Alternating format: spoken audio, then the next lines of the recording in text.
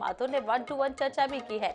साथ ही संभाग प्रभारियों और वरिष्ठ नेताओं से जीतने वाले प्रत्याशियों के नाम पूछे गए हैं। बुधवार को लोकसभा चुनाव के लिए बनाए गए क्लस्टर प्रभारियों की बैठक होगी। भाजपा लोकसभा की सभी 11 सीटें जीतने के लक्ष्य को लेकर लगातार बैठकें कर रही है। बीजेपी की बैठक पर डिप्टी सीएम विजय शर्मा ने कहा है कि जीतने की सघन रणनीति भाजपा बना रही है। आने वाले चुनाव के संदर्भ में सभी सीटों को जीतने का प्रतिबद्ध है।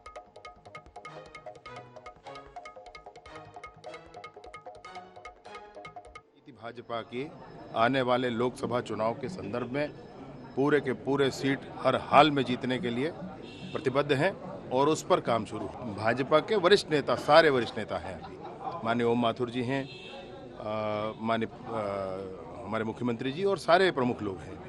एक एक बूथ की चिंता, एक एक विधानसभा की चिंता और लोकसभाओं में अच्छे से अच्छा निर्णय करके बहुत अच्छा प्रत्याशी भाजपा के माध्यम से सामने आए, इस बात की पूरी चिंता कर रहे हैं।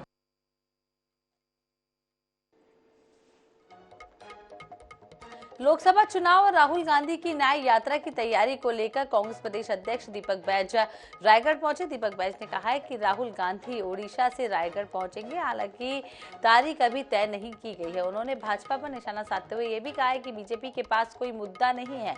महंगाई, बेरोजगारी चरम पर है, डॉलर के मुकाबले रुपया कितना नीचे चल रहा है। दीपक बैज ने यह भी कहा है कि भ्रष्टाचार का वे आरोप लगा रहे हैं तो जांच करा लें। उनके 15 साल के भ्रष्टाचार की सूची भी हमारे पास है, उसको भी जांच करा लें। बिल्कुल, आज से हम लोग सारंगढ़, रायगढ़, फिर शक्ति, जांजगीर चांपा और बिलासपुर, मुंगेली, इन लगभग 6 जिलों का 3 दिन का हम लोग का दौरा है। और ये है कि हम लोग आज जा रहे, सबसे पहले जो हमारे नेता माननीय राहुल गांधी जी के न्याय यात्रा की तैयारी भी करना है, रूट भी देखना है, कार्यकर्ताओं से चर्चा भी करना है और आने वाला समय में रोड मैप हम लोग को तैयारी करना है। इसको लेकर सभी कार्यकर्ता और वरिष्ठ नेताओं से चर्चा, उस जिले के वरिष्ठ नेताओं से चर्चा होगा।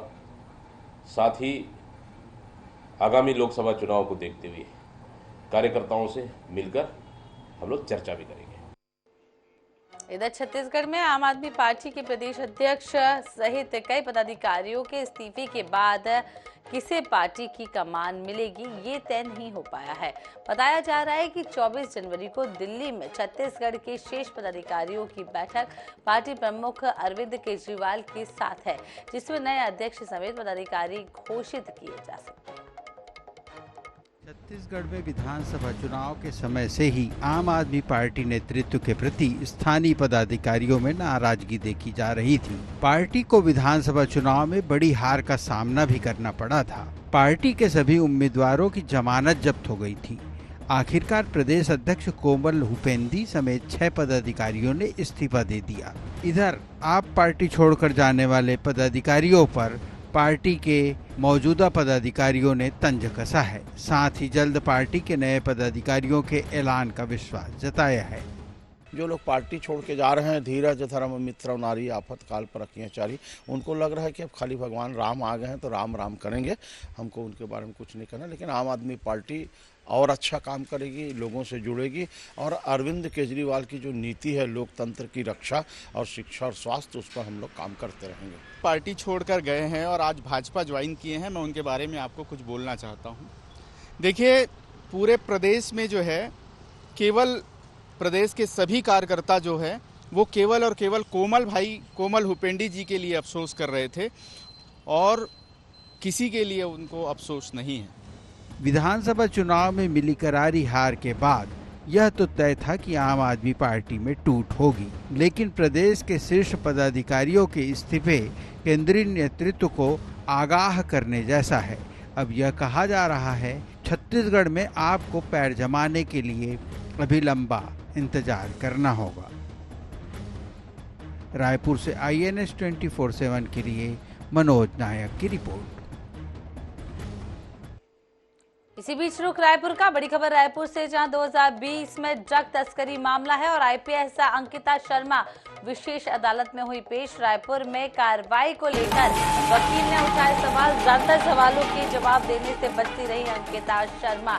तो 2020 में ड्रग तस्करी का ये पूरा मामला आईपीएस अंकिता शर्मा को विशेष अदालत में पेश किया गया और रायपुर में कार्रवाई को लेकर वकील ने उन पर सवाल भी किए, उठाए और ज्यादा सवालों के जवाब देने से वो बचती हुई नजर आई है। तो आपको बता दें, ड्रग तस्करी का ये पूरा मामला 2020 के दौरान का है और आईपीएस अंकिता शर्मा का नाम उससे जुड़ा हुआ है। अदालत में वो पेश हुई, उसके बाद रायपुर में कार्रवाई को लेकर वकील ने सवाल भी उठाए हैं। बता दें कि ज्यादातर सवालों के जवाब देने से वो बचती हुई नजर आई। आईपीएस अंकिता शर्मा ज्यादातर सवालों के जवाब देने से बचती हुई नजर आई और आईपीएस अंकिता शर्मा विशेष अदालत में पेश हुई हैं। 2020 ड्रग तस्करी का ये पूरा मामला है। आईपीएस अंकिता शर्मा का नाम इसमें सामने आया था। उसके बाद आपको बता दें, पूरी कार्रवाई के बाद अदालत में उन्हें पेश किया गया, जिसमें वकील ने सवाल पूछे, जिसमें वो बचती हुई नजर आई।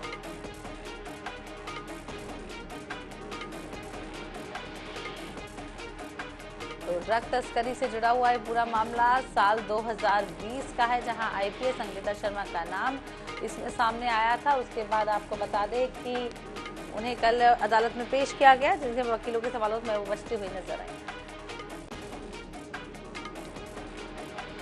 आईपीएस अधिकारी अंकिता शर्मा का शेष प्रतिपरीक्षण मेरे द्वारा किया गया है।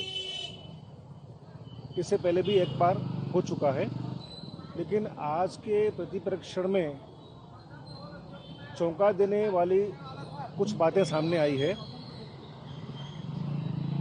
90% बातों का उत्तर मुझे कुछ याद नहीं है या आज मैं नहीं बता सकती।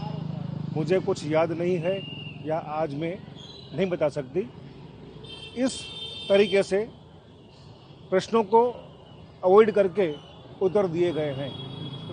ये मुझे लगता है तथ्यों को छिपाने के लिए एवं सच्चाई कोर्ट में सामने न प्रस्तुत हो, इस उद्देश्य से इस प्रकार के आंसर दिए गए हैं।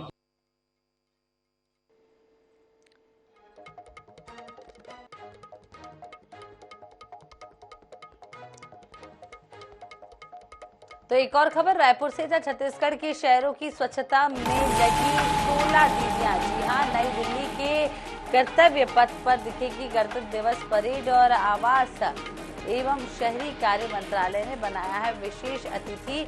स्वच्छता दीदियां परिजन के साथ आज दिल्ली होंगी रवाना और उप मुख्यमंत्री अरुण साव आज करेंगे उन्हें रवाना। तो आपको बता दें कि गणतंत्र दिवस की तैयारियों को लेकर दिल्ली में भी अब छत्तीसगढ़ की गूंज रहेगी और छत्तीसगढ़ के शहरों की स्वच्छता की 16 दीदियां इसमें पार्टिसिपेट करने वाली हैं। आवास एवं शहरी कार्य मंत्रालय ने एक विशेष अतिथि भी बताया है और स्वच्छता दीदियां परिजन के साथ आज दिल्ली के लिए रवाना होंगी। आपको बता दें, उप मुख्यमंत्री अरुण साव इन सभी को रवाना करेंगे। छत्तीसगढ़ के शहरों की स्वच्छता में लगी ये 16 दीदियां अब दिल्ली पहुंच रही हैं और नई दिल्ली के कर्तव्य पथ पर दिखेंगी। गणतंत्र दिवस की तैयारियों में वो दिखेंगी और आवास एवं शहरी कार्य मंत्रालय ने एक विशेष अतिथि बताया है और स्वच्छता दीदियां परिजन के साथ आज दिल्ली के लिए रवाना होंगी। वहीं उप मुख्यमंत्री अरुण साव आज उन्हें रवाना करेंगे।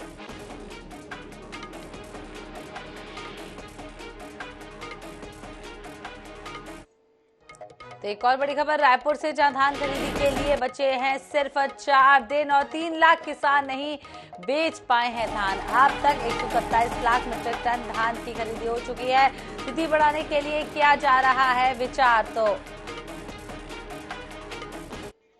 तो आपको बता दें, अगली खबर आपको बता दें, जहां रायपुर से खबर बता रहे हैं, एयरपोर्ट पर टैक्सी सेवा के लिए तय होगी नई एजेंसी। अगले महीने शुरू होगी प्रक्रिया। राहुल ट्रैवल्स का कार्यकाल होगा समाप्त। एजेंसी को हटाने के लेकर हाईकोर्ट से लिया गया है स्टे समाप्त और टैक्सी वालों के बीच अक्सर होती है मारपीट, यात्रियों के साथ बदसलूकी की मिलती थी शिकायत। तो एजेंसी को हटाने हाईकोर्ट ने स्टे समाप्त कर दिया है। टैक्सी वालों के बीच में अक्सर मारपीट हुआ करती थी और यात्रियों के साथ बदसलूकी के भी कई सारे मामले रायपुर एयरपोर्ट से आते थे। तो एयरपोर्ट पर टैक्सी सेवा के लिए अब नई एजेंसी बनाई जाएगी और अगले महीने से शुरू होगी पूरी प्रक्रिया। राहुल ट्रैवल्स का कार्यकाल समाप्त।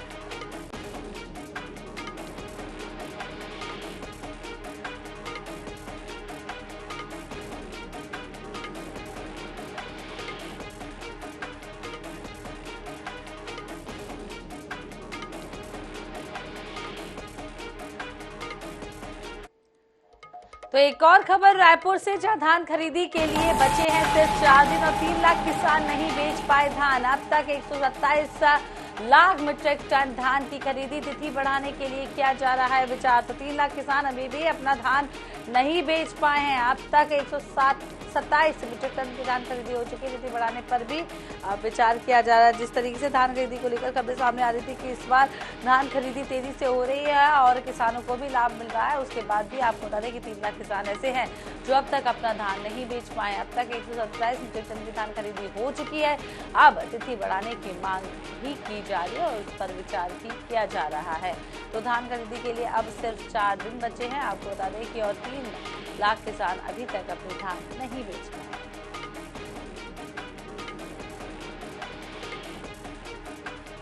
तो तिथि बढ़ाने को लेकर विचार किया जा रहा है। धान खरीदने के लिए सिर्फ 4 दिन।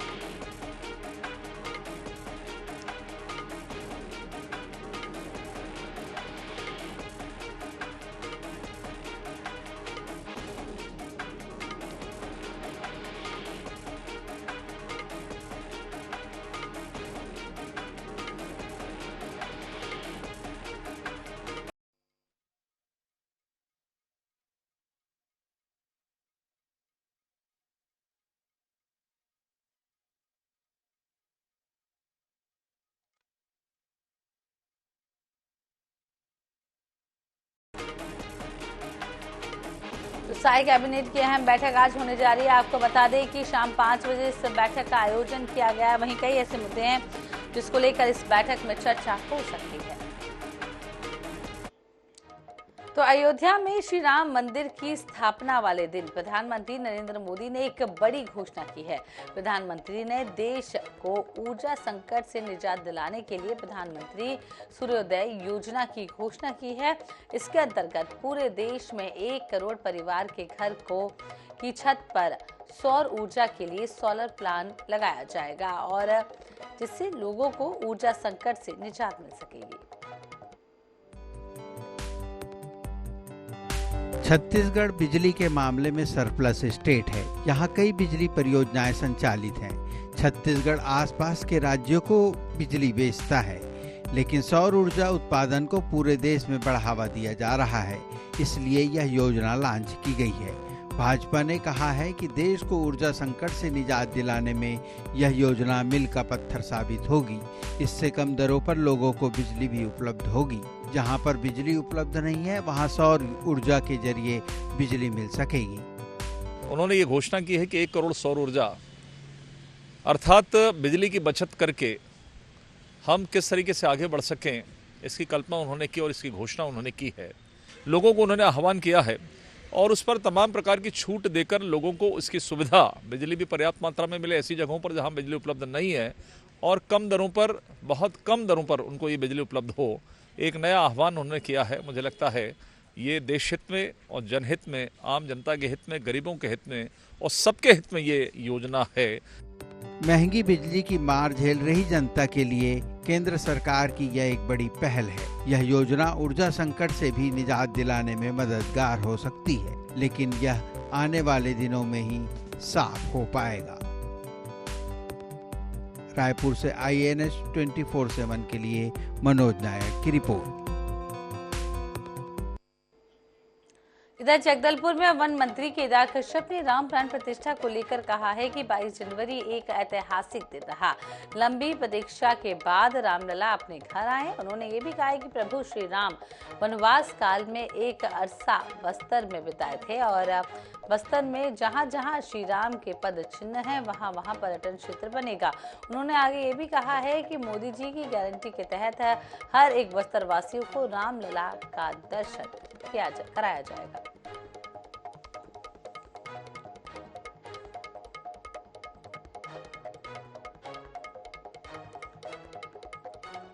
मौजूद है केदार कश्यप जी, मंत्री, हम उनसे जानने की कोशिश करेंगे। सर, कल जिस प्रकार श्री राम जी के प्राण प्रतिष्ठा हुई, अलग सा हर्ष उल्लास का माहौल देखा जा रहा है, क्या प्रतिक्रिया है? देखिए, पूरा छत्तीसगढ़, पूरे देश में और जहाँ पर हमारे पूरे अंतर्राष्ट्रीय पटल पर जहाँ पर सनातन धर्म को पूजने वाले लोग हैं, वो लगभग 550 वर्षों के बाद ये एक बहुत प्रतीक्षित हम सबकी जो अभिलाषा थी वो पूर्ण हुई है माननीय नरेंद्र मोदी जी के नेतृत्व में। और हम लोगों ने यहाँ पर जगह जगह पर ऐसा उत्सव का माहौल था, पूरा देश इस खुशी को मना रहा था और हम लोग भी इसको मना रहे थे क्योंकि हमारा ये दंडकारण्य क्षेत्र है और इस क्षेत्र में, इस दंडकारण्य में भगवान राम के 5 चरण पड़े थे और हम सभी उनके अनुयायी हैं और हम सभी उनकी आराधना करते हैं, पूजा करते हैं। वनवासी के रूप में भगवान श्री राम ने जो पराक्रम दिखाया, वो पराक्रम को देखते हुए हमारा आदिवासी समाज उनको उस तरीके से पूजा करता है। जैसे 14 वर्ष से अधिक समय यहाँ पर जब वनवास में थे, अधिक समय बस्तर में गुजारे, बहुत सारे पद चिन्ह वहाँ पर है, क्या उस पर पर्यटन स्थल बनाने की कुछ मंशा है सरकार की? बिल्कुल, अभी जो हमारे यहाँ के ऐसे स्थल जो जहाँ पर भगवान राम के 5 चरण पड़े थे, जहाँ पर उनका, क्योंकि 10 से 11 वर्ष इस पूरे दंडकारण्य और पूरे छत्तीसगढ़ में उन्होंने अपना समय व्यतीत किया और उसके संदर्भ में बहुत सारे ऐसे आस्था से संबंधित जानकारियाँ यहाँ से जुड़ी हुई हैं, लोगों की श्रद्धा भक्ति जुड़ी हुई है। तो हमारी कोशिश होगी कि उन स्थलों को पुनर्जीवित करके उसके उस स्वरूप में सजाया जाए। हमारे साथ मौजूद रहे मंत्री केदार कश्यप का साफ तौर पर कहना है, कल जिस प्रकार की रामलला के प्राण प्रतिष्ठा हुआ है, इस प्राण प्रतिष्ठा कार्यक्रम में तमाम जो दुनिया के लोग उत्साहित नजर आए हैं। वही बस्तर में अगर बात करें, बस्तर में जो रामचंद्र यहाँ पर वनवास काटे थे, तो उस जगह पर पर्यटन स्थल की बनाने के लिए भी बात कही है। कैमरामैन संजू के साथ जीवन Nandal, the Rai news, Jagdalpur. इधर रायपुर में भाजपा नेता टी राजा सिंह ने बड़ा बयान दिया है। भाजपा नेता ने कहा है कि छत्तीसगढ़ प्रभु श्री राम का ननिहाल है, लेकिन दुर्भाग्य है कि हमारे धर्म को सर्वनाश करने के लिए मिशनरी अनेक प्रकार के षड्यंत्र कर रहे हैं। हमारे देवी देवताओं का अपमान करके धर्मांतरण कराया जा रहा है। हमें छत्तीसगढ़ में सबको एकत्रित होकर धर्मांतरण के खिलाफ एक युद्ध लड़ने की आवश्यकता है। 2 साल पहले बजरंगियों ने एक बहुत अच्छा काम किया था। टी राजा ने मुख्यमंत्री से धर्मांतरण को रोकने की मांग की।